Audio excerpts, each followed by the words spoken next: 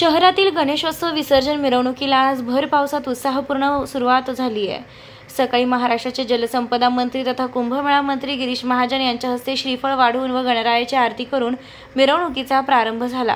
मानाचा गणपती असलेल्या नाशिक महानगरपालिका सार्वजनिक गणेशोत्सव मंडळाच्या विधिवत पूजेनंतर भक्ती चरणदास महाराज यांच्या उपस्थितीत कुंभमेळा मंत्री गिरीश महाजन, नाशिक महानगरपालिका आयुक्त तथा प्रशासक मनीषा खत्री, अतिरिक्त आयुक्त प्रदीप चौधरी, शहर अभियंता संजय अग्रवाल तसेच गणेशोत्सव मंडळाचे पदाधिकारी उपस्थित होते।